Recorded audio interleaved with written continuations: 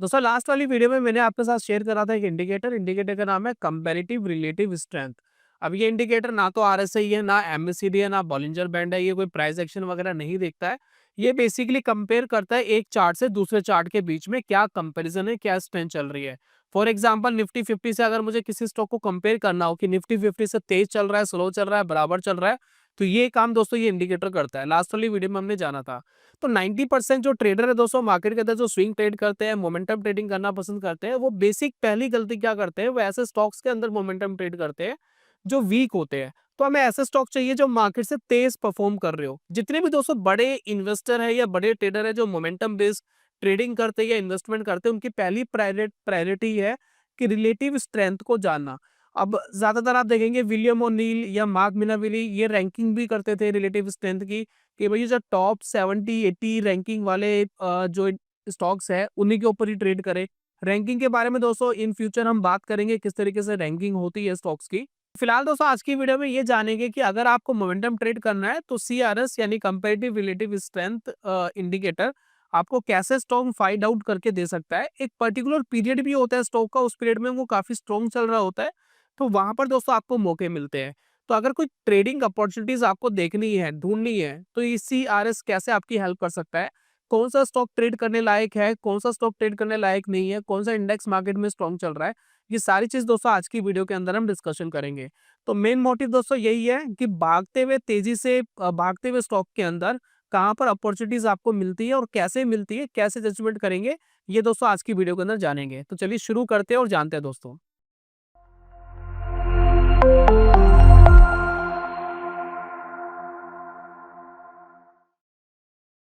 बहुत बहुत स्वागत है आप सभी का ट्रेडिंग चैनल के यूट्यूब चैनल में। मेरा नाम है दोस्तों अनमोल मित्तल। वीडियो शुरू करने से पहले एक इंट्रोडक्शन देखिए मेरे कोर्स का।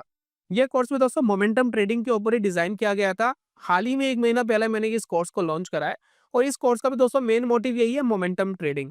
तो पहली दोस्तों प्रायोरिटी यही होती है स्टॉक के अंदर कि ऐसे स्टॉक ढूंढना जो मार्केट में तेजी से परफॉर्म कर रहे हैं। तो जब दोस्तों आप इसके कंटेंट में जाएंगे तो देखिए बहुत सारे आपको मॉड्यूल्स दिखाई दे रहे हैं।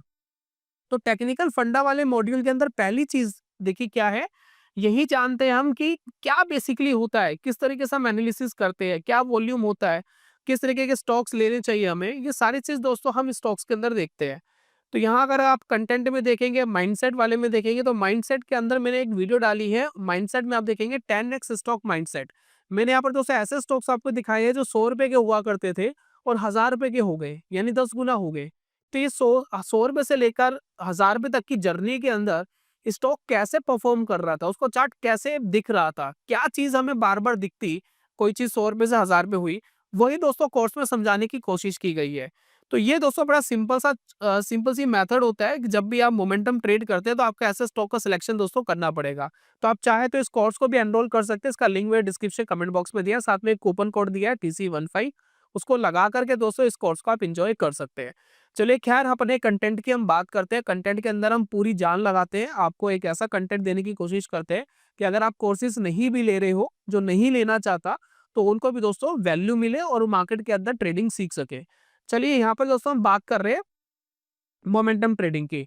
अब यहाँ पर जो सीआरएस इंडिकेटर है जिसको हम कंपैरेटिव रिलेटिव स्ट्रेंथ कहते हैं, तो वो किस तरीके से काम करता है एक बार समझ लेते हैं। तो फायर्स का दोस्तों मैंने यहाँ पर ट्रेडिंग प्लेटफॉर्म ओपन करा है और अगर आप दोस्तों फाइस का ट्रेडिंग अकाउंट चाहते हैं तो इसका भी लिंक दोस्तों मैं डिस्क्रिप्शन में दिया, आप क्लिक करके ओपन करा सकते हैं। तो यहाँ देखिए इंडिकेटर वाले सेक्शन में जाएंगे तो यहाँ लिखेंगे CRS, ठीक है ना, रिलेटिव कंपैरेटिव रिलेटिव स्ट्रेंथ। काफी लोग उसको रिलेटिव स्ट्रेंथ भी बोलते हैं, नॉर्मली रिलेटिव स्ट्रेंथ, ठीक है। तो ये दोस्तों लग गया। सेटिंग में जाते हैं, मेरी आवाज थोड़ी सी बैठी हुई है, प्लीज मैनेज करना, गले में पेन है काफी और कोशिश कर रहा हूँ दोस्तों जितना मैं नॉर्मली आपको समझा सकूं। तो यहाँ पर आप देखेंगे CRS के अंदर कुछ सेटिंग्स है। तो यहाँ पर थोड़ा सा कलर चेंज कर लेते हैं, मैं ग्रीन कलर पसंद करता हूँ। तो ये दोस्तों मैंने डाल दिया और नीचे देखिए अब जो ग्रीन कलर की लाइन है ये है CRS की लाइन, कंपेरेटिव रिलेटिव स्ट्रेंथ की लाइन है। और यहाँ पर अगर आप देखेंगे नीचे जो लाइन लगी हुई है वो मूविंग एवरेज की लाइन है, तो इसको दोस्तों ब्लैक कर लेते हैं, ठीक। तो ये दोस्तों हमारा लग गया CRS इंडिकेटर। अब काफी लोग कहेंगे कि इसके ऊपर हम ट्रेडिंग कैसे कर सकते हैं, क्या हम कर सकते हैं, जरा समझते हैं। सबसे पहले लास्ट वाली वीडियो में इंट्रोडक्शन मैंने दे दिया था, नहीं देखिए तो देख सकते हैं, बाकी इस वीडियो के अंदर सब कुछ कवर कर ही रहे हैं। अगर आप ध्यान देंगे यहाँ मैं इसको एक बार कॉपी पेस्ट कर देता हूँ, ठीक है, तो यहाँ मेरे को एक ही सेटिंग में 2 इंडिकेटर लग गए। तो 2 जगह से मैं इसको कंपेयर करने वाला हूँ। पहला दोस्तों यहाँ पर आप सेटिंग्स में जाएँगे, तो यहाँ पर आप ध्यान दीजिए, पहला जो कंपैरिज़न है, जो आपका मेन इंडेक्स है, जैसे कि इंडिया के अंदर जो मेन इंडेक्स है, जिसको हम अपना बेंचमार्क मानते हैं, निफ्टी 50 हो गया, सेंसेक्स 30 हो गया, तो दोनों में से किसी एक के साथ पहला कंपेयर करिए। भई मुझे एक ऐसा स्टॉक चाहिए, जो हमारी ऑल ओवर जो बेंचमार्क है, उससे तेज़ चल रहा हो, ठीक है? तो मैंने पहला कंपैरिज़न कर दिया निफ्टी 50, ठीक है? उसके बाद दोस्तों मुझे एक ऐसा स्टॉक चाहिए, जैसे कि मैं यहाँ पर एक कंपैरिज़न डालता हूँ, जो इंडस्ट्री से अच्छा परफॉर्म कर रहा हो, ठीक है? तो 2 कंपैरिज़न मैंने करे। एक कंपैरिज़न है ऑल ओवर बेंचमार्क से अच्छा चल रहा हो, सेकंड अपनी इंडस्ट्री से भी अच्छा परफॉर्म कर रहा हो। तो 2 फ़िल्ट्रेशन मुझे चाहिए, तो इसीलिए मैंने 2 इंडिकेटर यहाँ पर लगा लिए। तो यहाँ पर देखिए इंडेक्स आपको चेंज करते रहने पड़ेंगे बीच-बीच में। तो जैसे कि देखिए मैं एक लगा लेता हूँ फॉर एग्ज़ाम्पल मेटल लगा लेता हूँ, ठीक है? निफ्टी मेटल का इंडेक्स, ठीक है? तो यहाँ पर 2 कंपैरिज़न हो गए, ठीक है? अब यहाँ पर देखिए 2 कंपैरिज़न चल रहे हैं। अब ऑब्वियसली रिलायंस कोई मेटल का शेयर तो है नहीं, जो मैंने चार्ट के ऊपर लगाया है। तो मेटल के कुछ शेयर्स हैं, उनको दोस्तों निकाल लेते हैं। तो यहाँ पर एक काम करते हैं, यहाँ चलते हैं, ठीक है? और यहाँ पे मिलेंगे हमें बहुत सारे इंडाइसिस। तो यहाँ पर देखते हैं मेटल्स का, ठीक है? मेटल के इंडाइसिस में हम जाते हैं। तो जितने भी दोस्तों अब आपको स्टॉक्स दिख रहे हैं, वो सारे मेटल्स के स्टॉक्स दिख रहे हैं राइट हैंड साइड पे, ठीक है? तो मेटल वाले स्टॉक्स के अंदर हम एक-एक करके ओपन करते हैं। पहला दोस्तों स्टॉक है जिसको हम ओपन कर रहे हैं। अब देखिए करंट डाटा मैं हटा देता हूँ, ठीक है? क्योंकि as per SEBI rule regulation 3 महीने पुराने डाटा पे काम करना होता है। तो फिलहाल हम करंट डाटा हटा देते हैं। फॉर एग्ज़ाम्पल देखिए एपीएल अपोलो ट्यूब्स के अंदर अगर मुझे काम करना होता, तो यहाँ पर जैसे कि मैंने लास्ट टाइम बताया था कि आपको फ़ोकस करना है सीआरएस की लाइन के ऊपर। अब सीआरएस की लाइन देखेंगे मूविंग एवरेज के नीचे चल रही है, प्लस देखिए स्लोपिंग देखिए इसकी डाउन है। तो जो हमारा निफ्टी 50 है, उसके कंपैरिज़न में भी ये स्टॉक इस पर्टिकुलर टाइम पीरियड में वीक था, ठीक है? और अगर आप देखेंगे जो उसका मेन इंडेक्स था, उसके कंपैरिज़न में भी वीक था। ये दोनों तरीके से वीक चल रहा है। तो ऐसे स्टॉक के ऊपर आप शॉर्टिंग अपॉर्चुनिटीज़ ढूँढ सकते हैं। अगर फ्यूचर ऑप्शंस वगैरह इसके अंदर अवेलेबल है, तो आप शॉर्टिंग करना चाहते हैं तो कर सकते हैं। या फिर आपने इन्वेस्टमेंट करी हुई है तो एग्ज़िट प्लान आपको बनाना पड़ेगा। ठीक है? तो ये दोस्तों पहला तरीका हो गया कि दोनों तरीके से वीक चल रहा है, तो थोड़ा-सा अलर्ट हो जाओ। दूसरा दोस्तों अपॉर्चुनिटीज़ आपको मिलती है अगर आप कैश मार्केट में इक्विटी में काम कर रहे हो, तो आपको जो फ़ोकस करना है, वो फ़ोकस करना है अगर कंपैरेटिव रिलेटिव स्ट्रेंथ आप देख रहे हो, दोनों जो लाइनें हैं, दोनों इंडिकेटर पे ये देखिए ऊपर जाती हुई आपको कुछ इस तरीके से दिखाई देनी चाहिए। जैसे कि ये आपको दिखाई दे रही है, ऊपर जा रही है, स्लोप ऊपर की तरफ है। तो ये तो दोस्तों पर्टिकुलर एरिया है, यहाँ पर जो स्टॉक है, वो अपने इंडेक्स से भी तेज़ चल रहा है और हमारे बेंचमार्क से भी तेज़ चल रहा है। अब ऐसे दोस्तों स्टॉक मुझे पकड़ने हैं, तभी दोस्तों मार्केट को बीट कर पाओगे, नहीं तो वही नॉमिनल रिटर्न्स आप पे रह जाएँगे, वो तो इन्वेस्टमेंट से भी बन जाते हैं। तो इतनी मेहनत कर क्यों रहे हैं? क्योंकि थोड़े से अच्छे रिटर्न्स कमाने हैं, है ना? भाई 15-20% तो हमारे फंड्स वगैरह भी दे देते हैं, निफ्टी भी दे देता है कई बार, 14-15% की चलो एवरेज है। कुछ ऐसे फंड है जैसे निफ्टी नेक्स्ट 50 या मिड कैप वाले वो दे देते हैं 18-20% के आसपास अगर लॉन्ग टर्म की अगर हम बात करें। लेकिन अगर हम बात कर रहे हैं ट्रेडिंग की तो 10-15% एक्स्ट्रा मिले तो ही तो इतनी मेहनत करें या उससे ज़्यादा मिले, नहीं तो क्यों मेहनत करें बेमतलब की। तो यहाँ पर अगर हम ध्यान दें कि जब भी आपको कोई ऐसा सिनेरियो दिखाई देता है, अब आपको इस सिनेरियो के अंदर फोकस करना है कि एक बेस बिल्डअप होना चाहिए। देखिए, अब यहाँ से लेकर यहाँ तक स्टॉक तेज़ी से भागा, अगर आप ध्यान देंगे। इस पर्टिकुलर एरिया से लेकर के इस पर्टिकुलर एरिया तक स्टॉक ने बहुत बढ़िया रैली दी। अगर आप यहाँ पर फोकस करेंगे ₹1420 से लेकर के ये स्टॉक अप्रैल के मिड में और उसके बाद अगर आप देखेंगे जून मिड तक यानी 2 महीने के अंदर 1800-1900 के आसपास पहुँच गया, ठीक है? तो 30% के आसपास का मोमेंटम था। तो इस पर्टिकुलर मोमेंटम में आपको एक चीज़ जज करनी है कि जब भी कोई ऐसा स्टॉक आपको दिखाई दे रहा है, जो इस तरीके का सिनेरियो बना रहा है, तो जब भी दोस्तों आपको कोई ऐसा स्टॉक दिखाई दे रहा है, जो ऐसा सिनेरियो बना रहा है, तो मेक श्योर वो एक बीच में बेस बनाए। तो पहला मोमेंटम देख लीजिए, मोमेंटम कहाँ आ रहा है? पहले देखिए एक मोमेंटम आ गया, आपको कन्फर्म हो गया मोमेंटम आ रहा है, ठीक है? उसके बाद देखिए इसके अंदर कोई बेस क्रिएट हो रहा है। बेस देखिए कैसे क्रिएट होता है, कुछ इस तरीके से बेस क्रिएट होता है। फ्लैट बेस भी हो सकता है, थोड़ा-सा स्टॉक ऊपर जा कर के थोड़ा-सा नीचे आ सकता है, नीचे आकर के थोड़ा-सा फिर इस तरीके से वापस ऊपर जा सकता है। बहुत ज़्यादा करेक्शन नहीं होनी चाहिए, थोड़ी-सी करेक्शन। इसके बाद बेस बना कर के ऊपर निकले, देन दोस्तों आपकी बाइंग या एंट्री यहाँ पर होती है। तो इसको दोस्तों हम कैप्चर कर सकते हैं सीआरएस के साथ। तो यहाँ पर दोस्तों आपको एंट्री मिलती है बेसिकली। मैं माउस से लिख रहा हूँ, फिंगर से लिख रहा हूँ तो वो बहुत अच्छी राइटिंग दोस्तों नहीं आएगी। और इन फ्यूचर देखिए एक पैड लेकर के पेन से लिखने की ट्राई करेंगे तो अच्छी राइटिंग आएगी। तो एंट्री बेसिकली यहाँ होती है, ठीक है? बेस के नीचे आप अपना एसएल लगा सकते हो और उसके बाद आप इसको ट्रेल कर सकते हो। देखिए टारगेट क्या रखना है ये आपके ऊपर डिपेंड करता है। मैं बहुत बार डिस्कशन करता हूँ, बहुत बार बोलता हूँ कि टारगेट मेरे ऊपर मत छोड़िए। टारगेट लेना एक बेसिकली एक आर्ट है। बेसिकली टारगेट हर किसी के लिए अलग-अलग हो सकते हैं।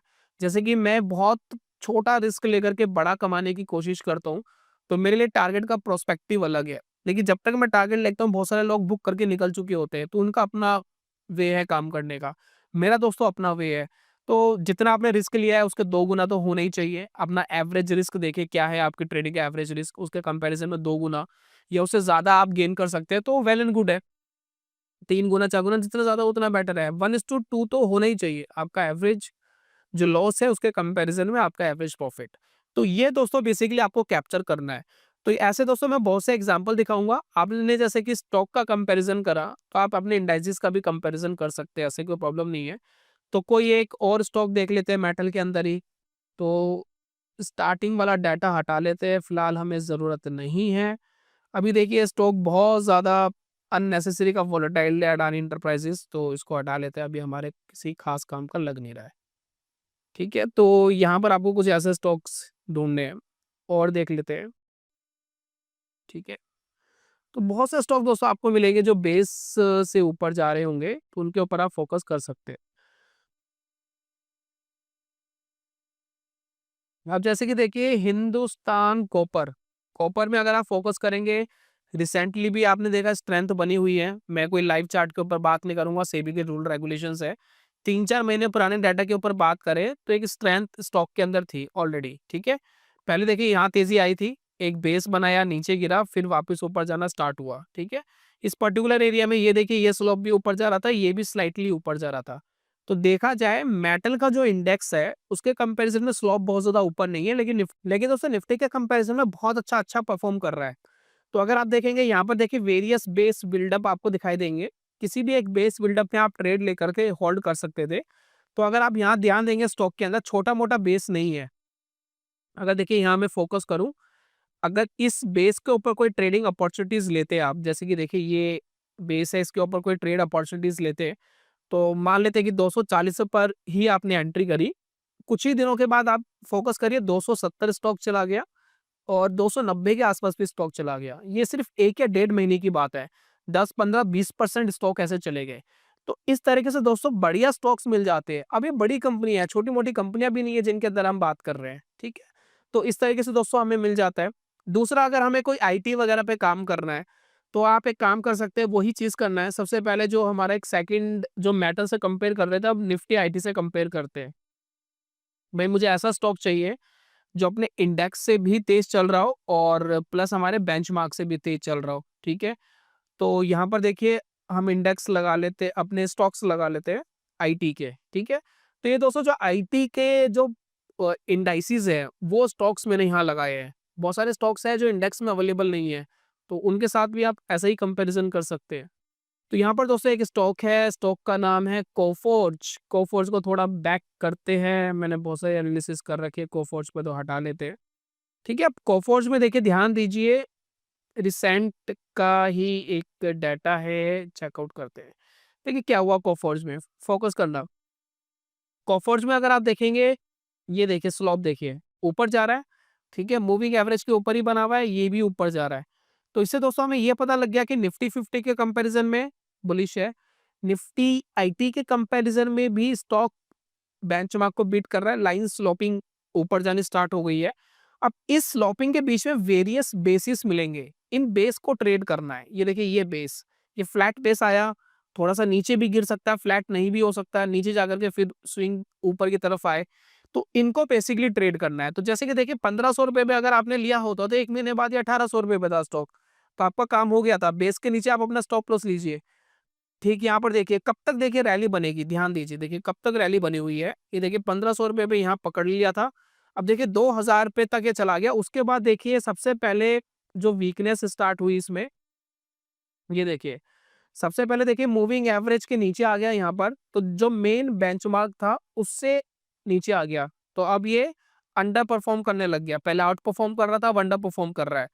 ठीक, अगर आप कंपैरेटिव रिलेटिव स्ट्रेंथ में देखेंगे, आईटी में देखिए ऊपर बना हुआ, आईटी में नीचे आने में थोड़ा टाइम लगाया, ठीक है। तो ऑल ओवर आईटी गिरा पहले। इससे देखिए क्या पता लगता है कि सबसे पहले तो सेक्टर ही वीक हो गया, स्टॉक से पहले सेक्टर वीक हो गया, उसके बाद स्टॉक सेक्टर से भी वीक हो गया, ठीक है। तो इस तरीके से दोस्तों हम आइडिया लगा सकते हैं कि ऑल ओवर सेक्टर में क्या चल रहा है या बाकी चीजों में क्या चल रहा है। अब एचसीएल टेक्नोलॉजी देखते हैं। अब देखिए यहाँ पर ये बहुत वीक चल रहा था, आप यहाँ कोशिश करिए। तो यहाँ पर थी शॉर्टिंग अपॉर्चुनिटीज, इस पर्टिकुलर एरिया में देखिए बहुत वीक चल रहा था। तो जो मेन हमारा बेंचमार्क है उससे भी वीक था, और जो इसकी इंडस्ट्री का इंडेक्स है उससे भी दोस्तों वीक था। उसके बाद दोस्तों जब ये वीक था तो छोड़ दीजिए, ये बीच में जो हौच पौच है, इसमें देखिए आपको बीच में मोमेंटम मिला था।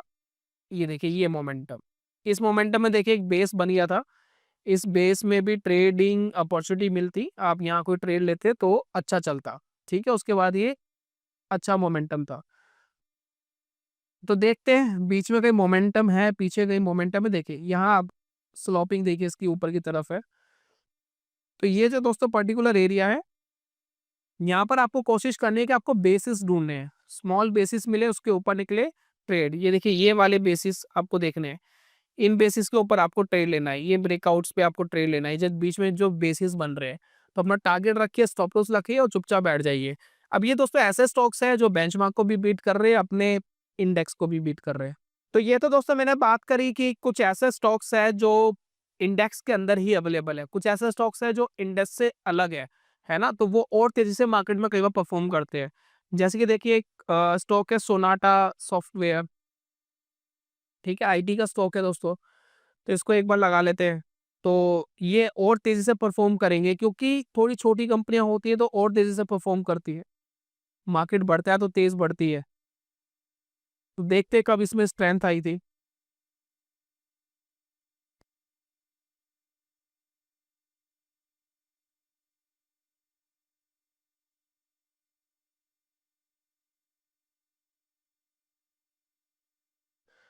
तो इस पर्टिकुलर एरिया में आप नोटिस करिए थोड़ा सा वॉलेटाइल स्टॉक है। अगर आप यहाँ नोटिस करेंगे, ऊपर की तरफ स्ट्रेंथ है, इंडेक्स पे भी ऊपर की तरफ स्ट्रेंथ है।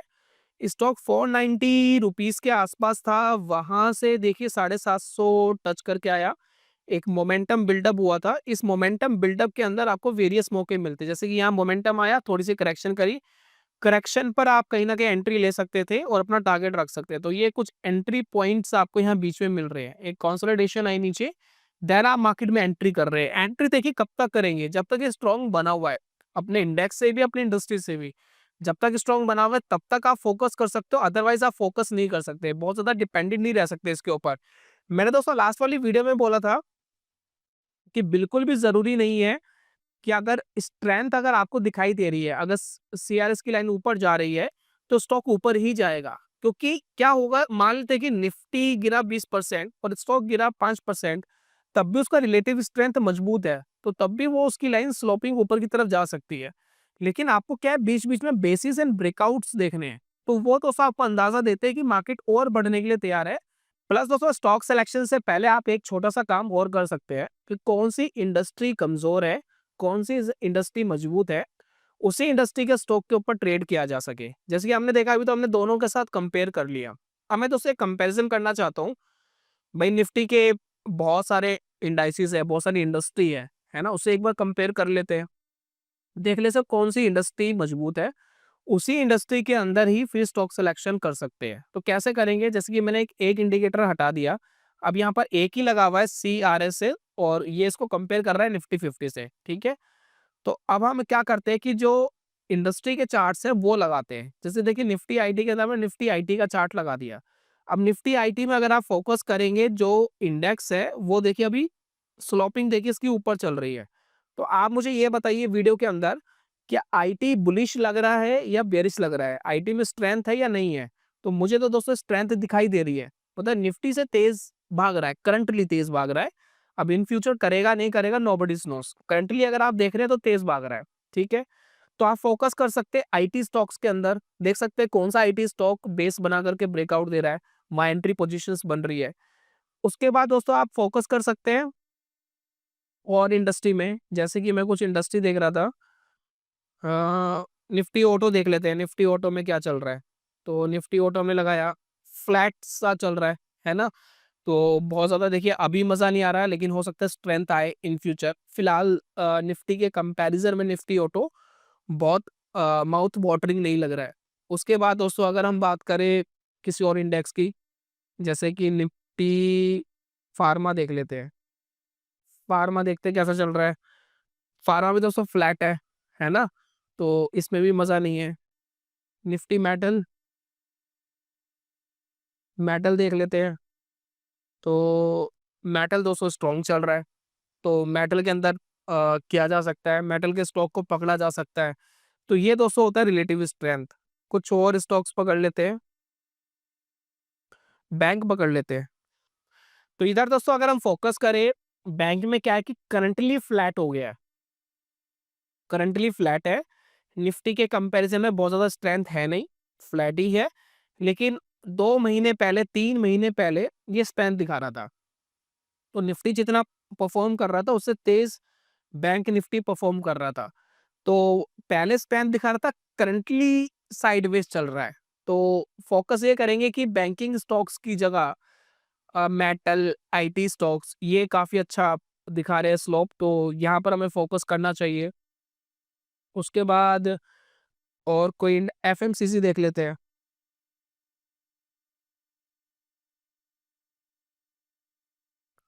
अब देखिए एफएमसीजी लगा लिया, एफएमसीजी देखिए, एफएमसीजी भी फ्लैट है और स्लोपिंग डाउन जा रहा है। तो निफ्टी के कंपैरिजन में बहुत ज़्यादा तेज़ नहीं है। एफएमसीजी वैसे भी थोड़ा दोस्तों स्लो ही चलता है ना? तो ये बहुत ज़्यादा तेज़ नहीं है, लेकिन गिरावट के अंदर काफ़ी प्रोटेक्ट भी करता है। तो इसको दोस्तों इग्नोर कर सकते हैं। और देखते हैं निफ्टी कमोडिटीज़, कमोडिटीज़ देखते हैं कैसी चल रही है। तो ये देखिए कमोडिटीज़ देखिए अपिंग स्लॉप में चल रहा है, तो स्ट्रॉन्ग दिख रही है कमोडिटीज़। पहले थोड़ा-सा तेज़ थी, फिर वीक हुई, फिर वापस अगेन तेज़ है। उसके बाद उसे और देखते हैं, इंफ्रा देख लेते हैं। इंफ्रा भी दोस्तों थोड़ा साइडवेज ही है, बहुत ज़्यादा ऊपर नहीं जा रहा है। थोड़ा स्लोप देखिए ऊपर जाने की कोशिश करी है। तो वही चीज़ है कि एक बेस बने, बेस के बाद ब्रेकआउट दे, देन कंफर्मेशन मिलेगी। और यहाँ पर अच्छा काम कर रहा था इधर, फिर वापस फ्लैट हो गया था। तो ठीक-ठीक रुझान है। तो देखा जाए 2 हमने जितने भी यहाँ एनालिसिस करी, हमने देखा कि मेटल्स और आईटी ये अच्छे परफॉर्म कर रहे हैं, निफ्टी को आउट परफॉर्म कर रहे हैं। तो इनके स्टॉक्स में आप अपॉर्चुनिटीज़ ढूँढ सकते हैं। ज़रूरी नहीं कि जो इंडाइसिस वाले स्टॉक्स हैं, उन्हीं में देखना है। बहुत सारे स्टॉक्स ऐसे हैं जो इंडाइसिस में नहीं है, वहाँ पर दोस्तों आप फोकस कर सकते हैं। तो ये था दोस्तों कुल मिलाकर के सीआरएस। सिंपल इंडिकेटर है, कुछ भी मैंने कॉम्प्लिकेटेड नहीं बताया। सिंपल चीज़ों से दोस्तों पैसा बनेगा। अगर आपको लग रहा हो कि इतनी सिंपल से पैसा बनता, सभी बना लेते। देखिए होता क्या है कि प्रॉब्लम साइकोलॉजी में है, चीज़ें तो सिंपल ही होती है। आप स्टॉप लॉस कितना ले रहे हो, टारगेट कितना ले रहे हो, उसका एक रिकॉर्ड रखो, इसका एक जर्नल बनाओ। फिर आपको कुछ ट्रेड के बाद समझ में आएगा कि आप एवरेज लॉसेस क्या ले रहे थे, एवरेज प्रॉफिट क्या ले रहे थे, कितना एक्यूरेसी आपकी ट्रेडिंग स्ट्रैटेजी में आ रहा था। उससे दोस्तों धीरे-धीरे आपको खुद ही आइडिया लगने लग जाएगा कि आपको किस चीज़ को इम्प्रूव करना है, कहाँ पर आप गलती कर रहे थे। क्योंकि गलती से ही आपको समझ में आएगा कि आप कैसे अपने आप को इम्प्रूव कर सकते हो। तो ये था दोस्तों आज की वीडियो के अंदर। बाकी दोस्तों अगर आप मोमेंटम ट्रेडिंग के ऊपर एक कोर्स चाहते हैं, तो वो दोस्तों मैंने कोर्स ऑलरेडी लॉन्च करा है। TC15 कूपन कोड लगा करके कोर्स ले सकते हैं, 15% का डिस्काउंट आपको मिल जाएगा। इस महीने तक के लिए वैलिड है, अगले महीने दोस्तों वैलिड नहीं रहेगा। तो उम्मीद करता हूँ दोस्तों वीडियो आपको पसंद आई होगी। जल्दी मिलूंगा नेक्स्ट वीडियो में, तब तक के लिए goodbye, God bless you, bye bye दोस्तों।